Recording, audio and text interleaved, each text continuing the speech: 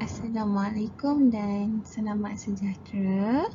Nama saya Siti Nusyirah binti Muhammad Bakri. Akan membentangkan bahagian pengenalan untuk tugasan kumpulan kami. Saya teruskan dengan maksud gaya pembelajaran. Gaya pembelajaran merupakan pendekatan atau cara bagaimana seseorang itu belajar dalam memperolehi pengetahuan, dan ia merupakan satu pendekatan umum yang digunakan oleh pelajar untuk mempelajari sesuatu.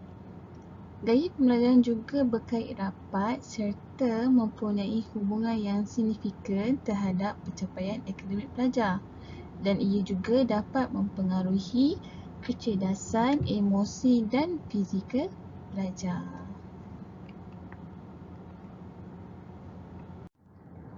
Gaya pembelajaran kumpulan kami pilih ialah berdasarkan visual, auditory dan kinestetik.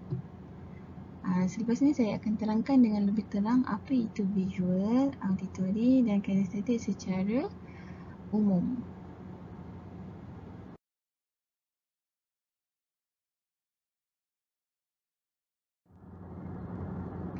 Gaya pembelajaran visual adalah kaedah yang berkaitan dengan penggunaan gambar serta video yang berkaitan dengan objektif yang hendak dicapai. Jadi visual ni dia lebih kepada menggunakan warna, peta, video, rajah dan gambar. Ini adalah cara untuk pelajar lebih mengingati dan memahami arahan penerangan yang dipaparkan melalui gambar berkaitan menerusi penulisan yang telah disertakan. Apa itu auditori? Gaya pembelajaran auditori adalah suatu kaedah di mana pelajar lebih cenderung kepada cara belajar menerusi audio seperti mendengar, membaca dengan kuat atau menggerak-gerakkan bibir ketika membaca bagi mengingati sesebuah maklumat. Auditori ini adalah untuk pelajar yang lebih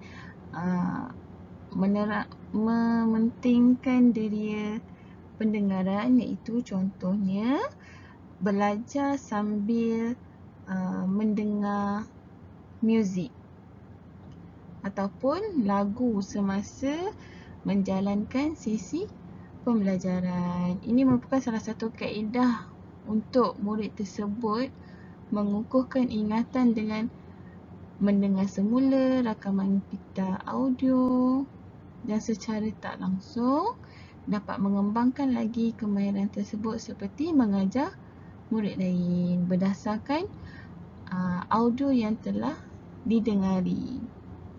Seterusnya kita akan pergi kepada gaya pembelajaran kinestetik. Apa itu gaya pembelajaran kinestetik? Gaya pembelajaran kinestetik adalah kaedah yang melibatkan pergerakan dalam sesebuah aktiviti. Gaya pembelajaran ini memerlukan murid tersebut aktif dalam menjalani aktiviti berkumpulan atau suka mengikuti lawatan sekolah.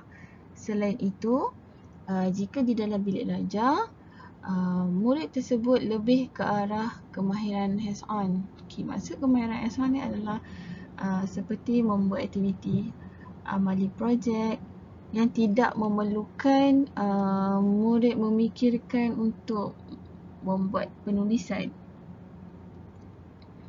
Itu yang dikatakan sebagai gaya pembelajaran VAK, iaitu visual, auditory dan kinestetik. Penting juga untuk guru-guru mengenal pasti cara menggunakan gaya pembelajaran berdasarkan minat murid. Hal ini kerana ini adalah untuk memahami minat dan gaya murid lebih mendalam agar murid lebih memberi perhatian semasa pembelajaran di dalam bilik belajar. Seterusnya, saya akan serahkan kepada ahli kumpulan saya yang lain. Terima kasih. Bismillahirrahmanirrahim. Assalamualaikum warahmatullahi wabarakatuh dan salam sejahtera kepada doktor dan rakan-rakan. Nama saya Siti Nurul Karmila binti Muhammad Bakri. Saya akan meneruskan pembentangan bagi tajuk visual. Okey, sebentar tadi Syairah telah menerangkan secara umum apa itu gaya pembelajaran VAK. Jadi saya akan masuk bagi visual terlebih dahulu. Okay, kita tengok pada apa itu visual. Okay, visual adalah keupayaan penglihatan seseorang terhadap sesuatu perkara.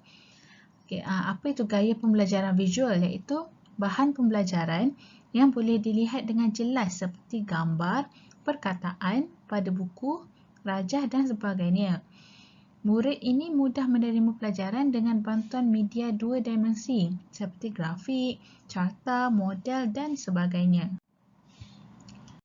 Okey, seterusnya kita tengok apa itu gaya pembelajaran visual. Okay, gaya pembelajaran murid visual ini, murid belajar lebih baik dengan melihat sesuatu teks yang berbentuk perkataan atau ayat dalam buku, papan hitam atau paparan komputer. Okay, maksud dekat sini kita highlightkan melihat. Okay, murid visual ni dia lebih pada melihat sesuatu, sama ada teks ke, gambar ke. Okay, mereka lebih mengingati dan memahami arahan dan penerangan menerusi pembacaan ayat atau teks berkenaan. Murid visual tidak memerlukan penerangan lisan seperti murid auditory, tetapi mereka biasanya dapat belajar melalui pembacaan. Okey, jadi murid visual ni dia tak perlulah guru ni memberi penerangan secara mendalam, cukuplah secara asas dan murid pembelajaran visual ni biasanya dia lebih suka kepada pembacaan sendiri. Okey, seterusnya. Okey, kita lihat pada ciri-ciri murid visual. Okey, yang pertama dari segi penampilan murid visual ini, kebiasaannya murid ini penampilannya biasanya rapi dan teratur.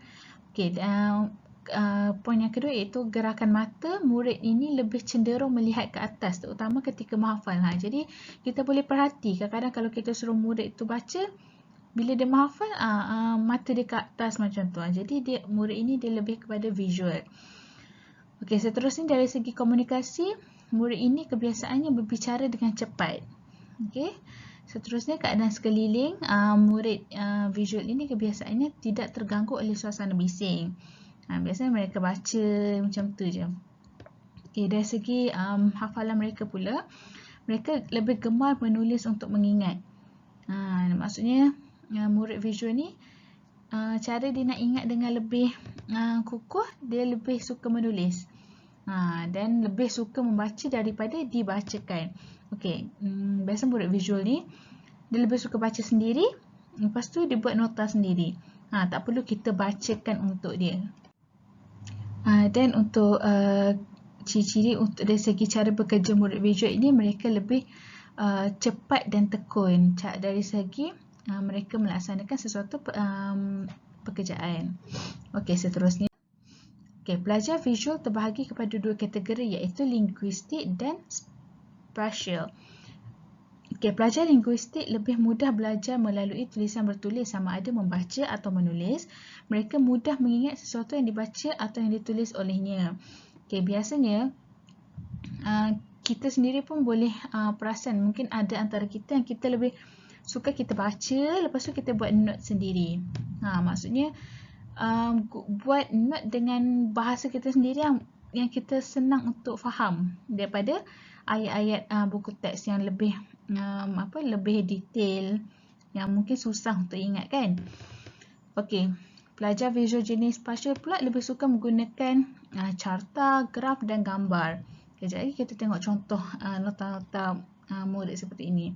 Mereka mempunyai daya ingatan dan gambaran yang lebih kuat. Okey, biasanya penggunaan carta, graf dan gambar ni dia lebih untuk kukuhkan lagi apa yang dibaca ataupun yang dihafal. Okey, ini contoh hasil kerja murid visual jenis spatial tadi. Maksudnya kita boleh tengok murid ini biasanya lebih menggunakan banyak warna, gunakan macam-macam jenis pen, lepas tu highlight, jenis highlight keluarkan poin penting. Lepas tu biasanya Murid-murid ini dia akan lukis sesuatu gambar tu untuk dia lebih ingat. Contoh macam kita tengok dekat sini, jenis-jenis jenis-jenis sel, bakteria, virus. Mungkin dengan bantuan gambar berwarna-warni macam ni, lebih kuat ingatan. Ini murid yang jenis visual, gaya pembelajaran visual. Okey. Okey, seterusnya kita tengok apakah strategi PDP yang sesuai untuk murid-murid jenis visual ini. Okey, yang pertama, guru boleh menggunakan gambar, graf dan carta untuk menyimpan atau membaca nota. Okey, maksudnya nota yang kita berikan kepada murid tu pastikan adalah sikit gambar, graf, yang terutamanya kalau untuk matematik ke apa ke kan, yang memerlukan bahan sokongan. Okey. Kemudian guru juga boleh menyediakan banyak bahan tambahan untuk dibaca semula. Okey, jadi taklah bergantung pada satu nota sahaja. Okey, seterusnya poin yang ketiga adalah guru boleh menyediakan ruang atau bahan untuk penulisan semula nota. Okey, maksudnya dekat sini kalau contohnya kita bagi satu teks yang panjang, okey, jadi guru boleh sediakanlah ruang kecil dekat tepi tu untuk murid keluarkan apakah isi-isi penting daripada teks tersebut. Ataupun guru juga boleh mencadangkan murid menggunakan sticky notes ataupun highlight supaya mereka lebih jelas apakah poin-poin yang penting dalam sesuatu nota itu. Okey, seterusnya guru juga boleh menggunakan carta jenis flip iaitu sebelum dan selepas. Ini mungkin lebih sesuai untuk mata pelajaran sains ke apa ke, apakah kejadian sebelum ataupun selepas. Okey, supaya tak adalah murid baca je, bila nampak carta tu mungkin lebih jelas. Okey, seterusnya guru juga boleh menggariskan poin penting yang perlu dicatat. Okay, ini sama macam tadi, boleh guna highlight. Kemudian guru juga perlu sentiasa menyediakan nota pengajaran dengan bantuan ilustrasi. Maksudnya tidaklah nota kita tu penuh dengan tulisan. Jadi murid pun mungkin bosan, tak minat untuk baca. Okey, lebih-lebih lagi murid-murid yang sekolah rendah. Okey, mereka lebih suka kalau kita punya bahan tu ada gambar-gambar. Okey, seterusnya akhir sekali adalah pastikan pelajar mampu bayangkan topik pembelajaran. Okey, contohnya macam tajuk macam nota yang sebelum tadi yang saya tunjuk tu. Contohnya bagi mata pelajaran sains, okey, untuk tajuk sel hidup, sel tu kan. Jadi mungkin kalau kita sebut je kepada murid bakteria, virus, semua tu mungkin murid tak dapat bayangkan bentuk tu macam mana sebab sel-sel tu kita tak dapat lihat dengan mata kasar. Jadi guru boleh menyediakan mungkin video sokongan yang guru boleh search daripada YouTube. Jadi murid nampak dengan jelas, murid dapat membayangkan macam mana rupa bentuk sel ni. Okey, macam mana bentuk bakteria ni? Jadi rasanya kalau macam sekolah menengah, kita ada eksperimen pula kan? Maksudnya kita guna mikroskop untuk lihat. Jadi dengan cara-cara macam tu, murid lebih kuat ingatan. Dia boleh ingat, okey, bakteria ni macam ni, virus macam ni, protozoa macam ni. Okey, jadi murid dia mampu bayangkan. Dia tak adalah cuma melihat perkataan bakteria, virus dan hafal apa ciri-ciri dia. Mungkin dengan lihat bentuk semua tu, mereka lebih faham dengan lebih mendalam. Okay, sekian sahaja untuk tajuk visual. Rakan saya akan sambung untuk tajuk seterusnya. Sekian, terima kasih daripada saya. Assalamualaikum warahmatullahi wabarakatuh. Saya Fatik Nara binti Iskandar akan membentangkan mengenai gaya pembelajaran auditory. Baik, yang pertama sekali kita melihat apa itu yang dimaksudkan dengan gaya pembelajaran auditory. Okey, yang mana kita akan melihat terlebih dahulu bahagian pengenalan dan juga yang kedua adalah berkaitan dengan amalan pengurusan bilik darjah. Baik, kita lihat yang pertama iaitu berkaitan dengan pengenalan gaya pembelajaran auditory, yang mana auditory ini merupakan salah satu gaya pembelajaran yang ditekankan dalam satu kajian neurolinguistik selain daripada gaya pembelajaran berdasarkan kinestetik dan juga visual menurut Radwan dan juga dia pada tahun 2016. Okey, bermaksud di sini dalam satu kajian neurolinguistik ni, okey, gaya pembelajaran terbahagi kepada tiga seperti mana yang kita ketahui, iaitu gaya pembelajaran berdasarkan kinestetik, gaya pembelajaran visual visual dan juga gaya pembelajaran auditory. Jadi dalam slide perbincangan ini kita akan membentangkan dan membincangkan berkaitan dengan gaya pembelajaran auditory. Baik, yang kedua, secara amnya guru perlulah mengenal pasti gaya pembelajaran yang sesuai terhadap anak murid mereka berdasarkan kecenderungan dan latar belakang. Ini bagi membantu guru untuk merancang sesi PDPC mereka, sesi pengajaran dan pemudacaraan mereka dengan lebih berkesan dengan menggunakan bahan bantu mengajar yang bersesuaian dan merancang aktiviti yang bersesuaian melalui latar belakang ataupun kecenderungan murid tersebut. Okey, sekiranya murid tersebut cenderung dengan gaya pembelajaran auditory, jadi guru boleh merancang aktiviti dan juga bahan bantu mengajar yang bersesuaian dengan kecenderungan murid tersebut.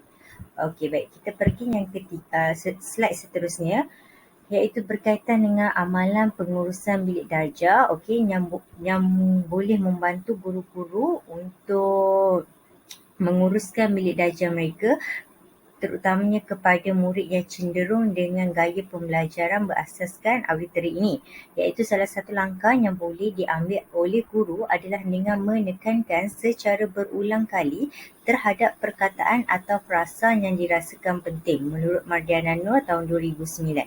Okey, jadi di sini melalui gaya pembelajaran auditory yang mana murid tu cenderung dan sensitif terhadap bunyi. Okey, jadi guru boleh melaksanakan aktiviti dengan menekankan sesuatu perkataan ataupun frasa itu secara berulang kali. Okey, perkataan dan frasa yang ditekankan secara berulang kali itu juga perlulah menggunakan nada dan intonasi yang kuat serta bersesuaian di samping hal laju penyampaian yang perlahan untuk membantu mewujudkan tekstur bunyi yang menarik menurut Phyllis dan Fatty tahun 2017. Maksudnya di sini perkataan ataupun frasa yang digunakan secara berulang kali perlulah disampaikan dengan berkesan, okey, dengan menggunakan gaya penyampaian yang betul, okey, tidak boleh terlalu laju terutamanya kepada murid sekolah rendah ataupun murid prasekolah, okey, dan yang seterusnya nada dan juga intonasi tersebut kita gunakan nada yang kuat supaya murid tu dia lebih sensitif, okey, terhadap perkataan ataupun penerimaan murid, okey, terhadap bunyi kuat tersebut melalui perkataan yang kita tekankan. Okey, baik, seterusnya antara lain, okey, di samping itu guru juga boleh memberikan tips kepada murid untuk menyenaraikan kata kunci atau perkataan penting untuk mengelakkan kekeliruan dengan tanda baca menurut Rianto tahun 2010. Maksudnya di sini, okey, dalam satu petikan, okey, ataupun dalam satu pembacaan murid, okey, guru boleh minta murid untuk keluarkan kata-kata kunci, okey, yang penting daripada petikan tersebut. Okey, melalui kata kunci tersebut okey, murid akan memberi fokus dan guru juga boleh menekankan secara berkali-kali terhadap kata kunci yang ditekankan. Okey, melalui kata kunci tersebut, murid boleh mengingat melalui kreativiti mereka menghasilkan lagu atau menghasilkan cerita pendek. Okey, maksudnya di sini, okey, kata kunci yang kita dah keluarkan tadi, okey, maksudnya poin-poin yang penting tu tadi, okey, melalui poin-poin yang penting tu tadi, okey, murid akan menggunakan kreativiti mereka untuk hasilkan lagu ataupun cerita pendek, okey, melalui akronim ke ataupun akrostik yang dibina. Okey, selain itu, melalui gaya pembelajaran auditory juga, guru perlulah memastikan murid-muridnya yang cenderung dengan gaya pembelajaran auditory berada pada kedudukan dan posisi yang betul. Okey, supaya murid berada dalam keadaan selesa dan bersedia untuk menerima maklumat, okey, menerima info yang disampaikan. Okey, sekiranya pada hari tersebut guru menggunakan sumber bunyi melalui audio ataupun lagu, okey, pastikan kedudukan murid, okey, dengan audio dan lagu audio ataupun bahan bantu mengajar tersebut adalah berada pada kedudukan yang dekat. Begitu juga sekiranya pada hari tersebut, okey, guru sebagai penyampai maklumat, okey, yang mana secara total menggunakan suara daripada guru, jadi guru perlu memastikan kedudukan murid tersebut, okey, berada dekat pada guru, okey, untuk memastikan penerimaan bunyi ataupun penerimaan maklumat secara menyeluruh. kepada murid tersebut. Okey, perkara ini adalah selari dengan model Dunn dan Dun yang menyatakan bahawa individu yang menitik beratkan persekitaran seperti audio dan bunyi turut memberikan perhatian terhadap tempat atau ruangan belajar mereka, menurut Nurul Farhana tahun 2012. Baik. Okey. Seterusnya juga, strategi lain yang boleh digunakan oleh guru termasuklah dengan memberikan perhatian terhadap murid dengan gaya pembelajaran auditory adalah dengan menggunakan alat bantuan mengajar yang berunsurkan bunyi seperti muzik dan juga ucapan. Okey, banyak aktiviti yang boleh dilaksanakan melalui muzik dan juga ucapan, misalnya melalui tontonan daripada YouTube, menonton drama, menonton kartun, melalui lagu-lagu daripada YouTube, dan pelbagai lagi. Pada masa yang sama juga, guru boleh merancang aktiviti melalui gaya pembelajaran auditory ini, misalnya melalui sesi perdebatan, perbincangan kumpulan, sajak menyanyi dan lain-lain.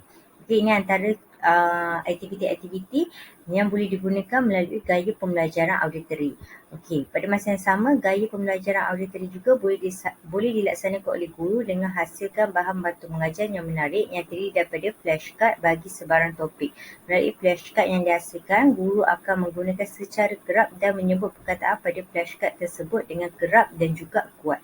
Flashcard ini digunakan dan murid bukan saja melihat flashcard tersebut, melihat pada gambar, tetapi juga flashcard tersebut adanya perkataan dan guru menggunakan flashcard tersebut dengan menekankan kepada perkataan tersebut secara berulang kali. Baik. Itu saja daripada saya berkaitan dengan gaya pembelajaran auditory. Sekian, terima kasih. Assalamualaikum warahmatullahi wabarakatuh dan salam sejahtera. Saya Adha Binti Sulaiman. Saya akan meneruskan pembentangan kumpulan saya dengan pecahan tajuk Gaya Pembelajaran Kinestetik.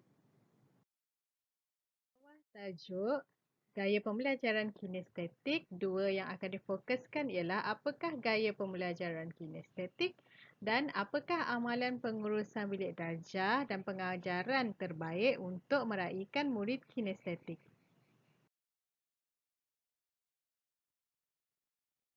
Gaya pembelajaran kinestetik ni merupakan gaya belajar murid yang menguasai isi pelajaran dengan sangat bagus melalui pergerakan, menyentuh, menyusun, mereka cipta, membina atau membuat sesuatu.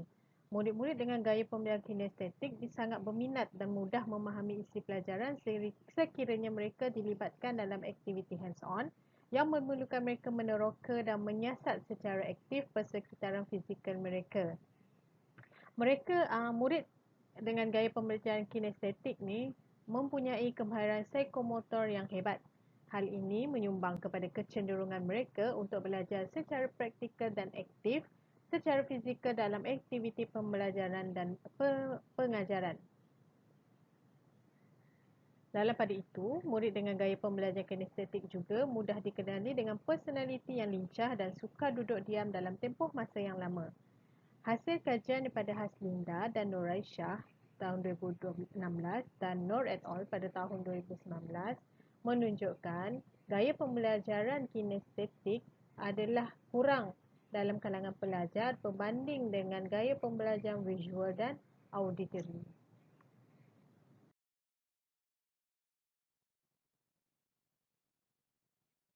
Saya meneruskan pembentangan dengan tajuk Amalan Pengurusan Bilik Darjah dan Pengajaran Terbaik untuk Murid Kinestetik.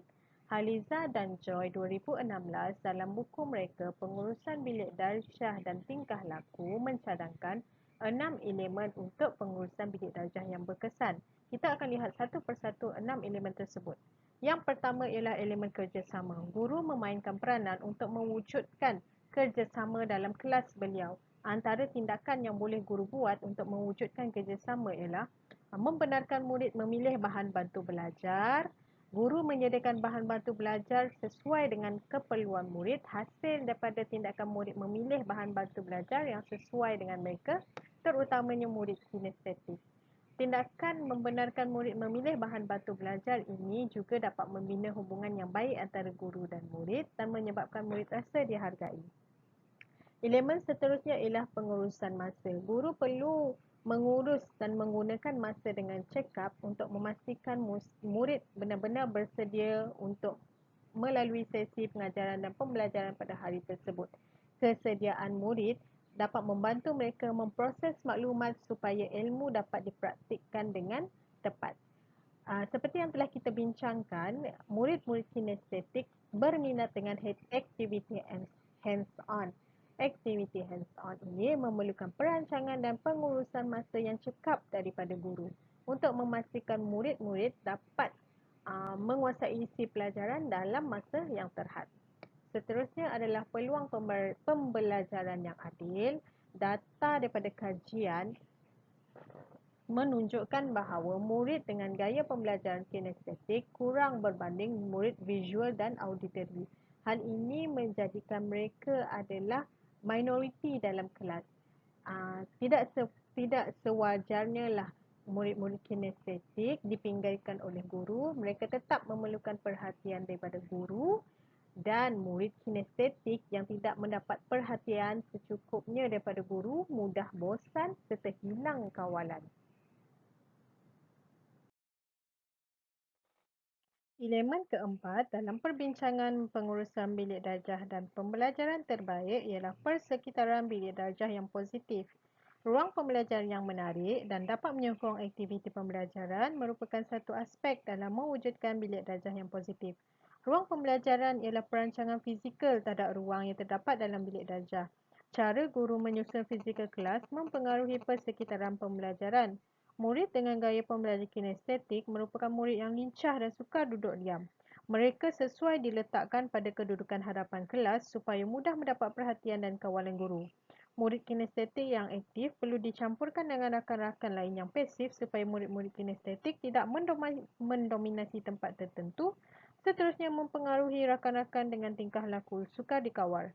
Pergerakan guru pula perlulah menyeluruh di sekitar ruang untuk memastikan murid-murid mudah dikawal dan menjamin kelancaran proses pembelajaran. Elemen kelima ialah pengurusan kendiri murid. Guru secara berperingkat perlu melatih dan membantu murid menguruskan diri murid sendiri. Disiplin murid dapat ditingkatkan menjadi lebih baik jika berlaku peralihan antara mematuhi perintah guru kepada mempunyai regulasi pengurusan kendiri. Murid dengan gaya pembelajaran kinestetik mempunyai sifat semula jadi yang aktif dan lincah. Mereka ni menjadi antara murid yang menjadi cabaran kepada guru dalam membina kemampuan pengurusan kendiri. Antara usaha yang dapat guru buat untuk membentuk pengurusan kendiri murid dengan gaya pembelajaran kinestetik ialah merancang aktiviti yang melibatkan murid dalam kebanyakan masa sehingga mereka tak mempunyai masa yang terluang untuk aktiviti sendiri yang sering menyumbang kepada gangguan sistem pengurusan bilik darjah.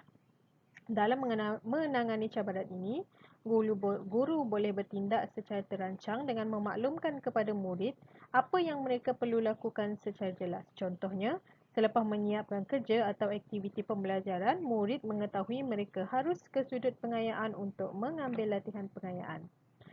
Elemen terakhir iaitu elemen keenam ialah komunikasi yang berkesan antara guru dan murid. Komunikasi berkesan berlaku apabila mesej yang ingin disampaikan oleh guru difahami dan dilakukan oleh murid. Sama juga dalam perkara yang hendak disampaikan oleh murid mendapat maklum balas yang betul daripada guru. Dalam komunikasi dengan murid kinestetik, guru perlu mengambil berat pergerakan dan ekspresi muka, pergerakan badan dan ekspresi muka guru yang bersesuaian dengan mesej yang ingin disampaikan dapat membantu murid menarik minat dan tumpuan dengan gaya pembelajaran kinestetik mereka.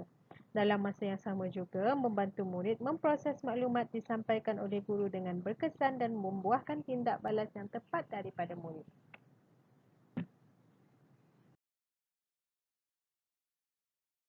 Sekian pembentangan daripada saya. Saya menyerahkan pembentangan seterusnya kepada rakan kumpulan saya.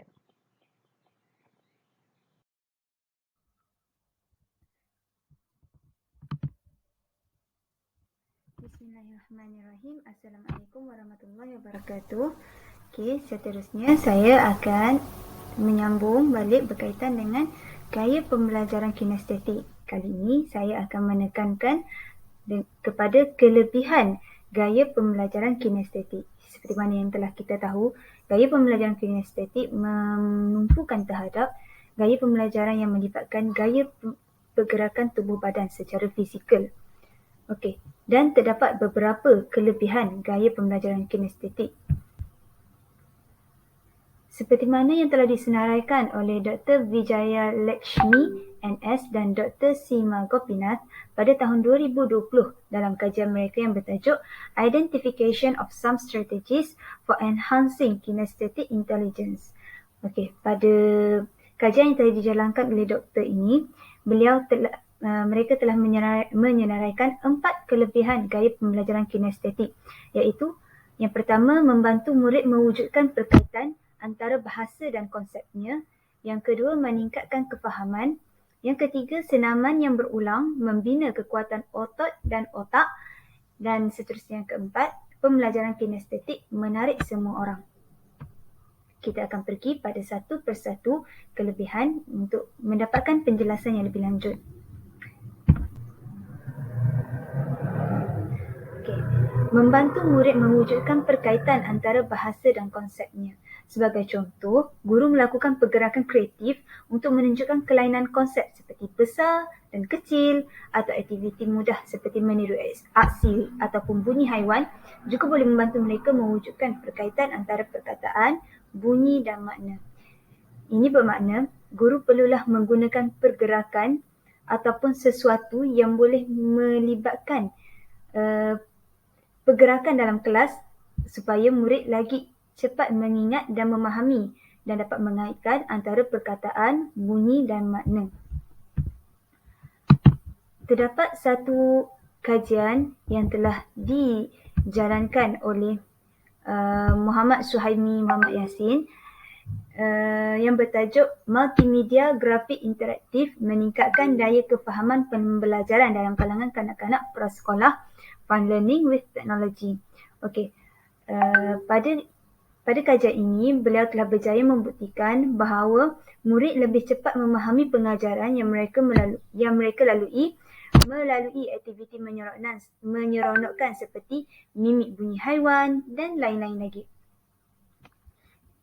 Dan sebagaimana yang kita tahu, murid kinestetik yang mempelajari suatu mata pelajaran menggunakan pergerakan yang kreatif dapat membantu mereka untuk mengingat pengajaran tersebut dengan lebih berkesan. Penggunaan aktiviti dan pergerakan yang menyeronokkan adalah lebih berkesan dalam pengajaran berbanding kaedah tradisional di peringkat sekolah rendah, iaitu dengan cara menghafal dan mengingat. Kita pergi kepada kelebihan yang seterusnya. Okay, kelebihan yang kedua iaitu meningkatkan kefahaman. Sesuatu konsep boleh difahami dengan lebih baik dengan aktiviti fizikal. Contohnya ialah aktiviti yang menarik seperti tarian mengeja. Cabaran mengeja boleh diatasi dengan aktiviti ini di mana murid boleh berlatih gabungan huruf menggunakan gerak isyarat badan dan muzik pinggul yang akan menjadikannya lebih menarik kepada kanak-kanak. Tarian juga boleh digabungkan dalam pengajaran konsep bahasa lain seperti sinonim dan antonim. Dengan menggerakkan pergerakan dan ditambah pula dengan muzik dan tarian, murid-murid sememangnya akan lebih cepat mengingat sesuatu perkara itu.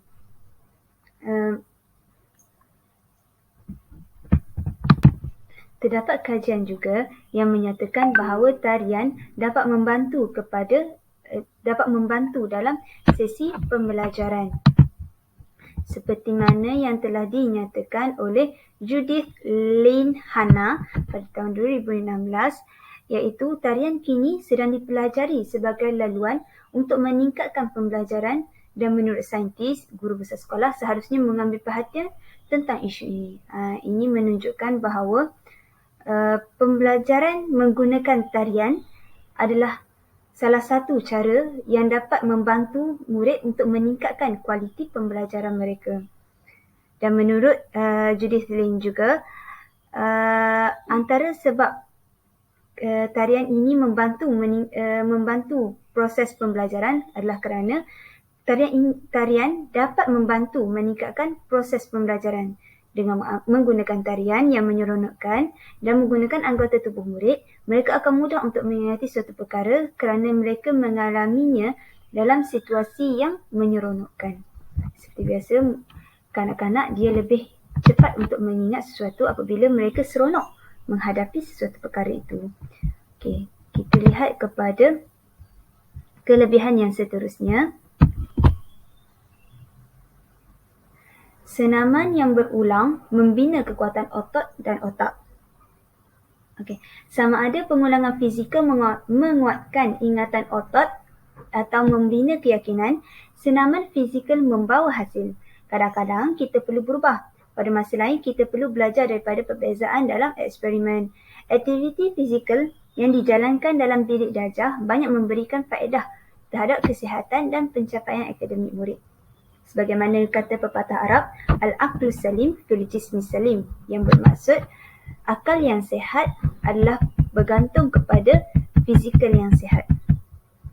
Aktiviti fizikal yang diintegrasikan dalam kandungan kurikulum dilihat memberikan hasil yang lebih berkesan dan ketara, dan murid didapati menguasai pengetahuan dengan lebih efisien semasa dalam keadaan aktif. Dipetik daripada Jiang Xinyi dan Dennis Koh 2021. Okey, dan seperti mana kita tahu, apabila kita melakukan aktiviti fizikal, bukan sahaja badan kita yang bergerak, akan tetapi sistem neuron individu juga turut bergerak dan aktif apabila kita melakukan aktiviti fizikal. Kesannya akan menjadikan aktiviti fizikal yang diintegrasikan dalam bilik darjah lebih berkesan terhadap kemahiran kognitif seseorang murid itu. Okay, seterusnya kita lihat kepada kelebihan yang terakhir, iaitu pembelajaran kinestetik menarik semua orang. Okey, dengan faedah tambahan daripada pergerakan fizikal seperti senaman, pembelajaran kinestetik dilihat menarik bukan sahaja kepada mereka yang datang secara semula jadi kinestetik, tapi juga kepada sesiapa yang mencari cara untuk meningkatkan kecerdasan mereka. Jika kita juga melihat hasil bagaimana badan kita berubah dengan senaman, kita mempunyai satu lagi penugahan positif daripada pembelajaran kinestetik. Okey, sebagaimana yang kita tahu, apabila aktiviti yang seronok, yang menyeronokkan dan ditambah pula dengan pergerakan fizikal seperti senaman, tarian, itu menarik. Semua orang pastinya tertarik dengan kaedah ini. Jadi, kaedah ini dengan secara tidak langsung dapat memanfaatkan kesannya terhadap aktiviti fizikal dan badan. Dan kanak-kanak, bukan sahaja dia dapat manfaat tersebut daripada apa yang diajar, tetapi dapat juga manfaat tersebut daripada apa yang dilihat daripada pergerakan kawan-kawannya juga. Pembelajaran yang dijalankan dalam keadaan yang menyeronokkan ataupun fun learning akan lebih memudahkan murid untuk mengingat sesuatu perkara dan memahami konsep-konsep pembelajaran yang mereka pelajari. Sebagai penutup,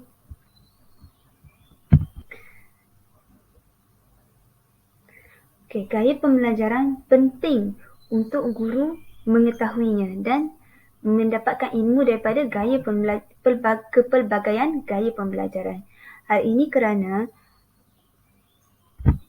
guru dengan mengetahuinya, guru dapat merancang aktiviti di dalam kelas yang bersesuaian dengan gaya pembelajaran murid. Hal ini dapat membantu murid lebih memahami sesuatu isi pembelajaran tersebut. Selain itu, guru seharusnya memainkan peranan yang penting dalam menyokong dan mendukung gaya pembelajaran murid.